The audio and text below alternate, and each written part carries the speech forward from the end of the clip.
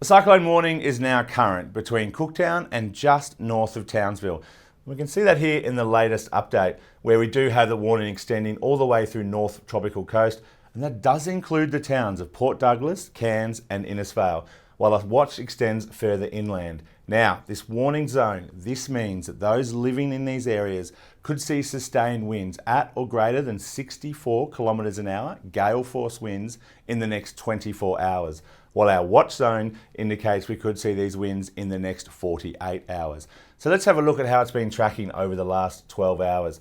It was a Category 2, but it has now weakened into a Category 1 system. And there's two reasons for that. First off, we've seen this dry air start to wrap into the system, and that is unsupportive of continuous thunderstorm development around the centre. Now, the other reason is we've had some stronger winds in the mid and upper levels, and that too hampers the development of the cyclone. But in the next 12 to 24 hours, we could see a more supportive environment develop here. And that's why, as we see it take a more northwesterly track today and into tonight, and then it will turn more westerly as we move into tomorrow, and that's when we could see it re-intensify into a Category 2 system. Now note, as we get into the early hours of Wednesday morning, and during the day on Wednesday, we could see it crossing somewhere between Cooktown and Cardwell. The most likely area is just to the north of Cairns, around the Port Douglas area. Now, as it does so, the impacts will be wide and vast. Firstly, we're likely to see damaging to possibly destructive winds, enough to bring down trees and power lines and cause property damage. From a rainfall standpoint, particularly near and to the south, very heavy rainfall will be moving in, and that's likely to bring flash and riverine flooding and cause multiple issues there.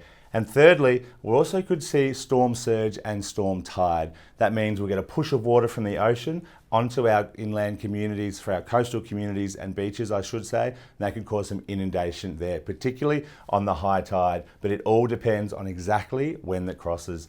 And then we'll see that move into inland areas on Wednesday and Thursday, bringing widespread heavy rainfall. But we're also seeing impacts further south.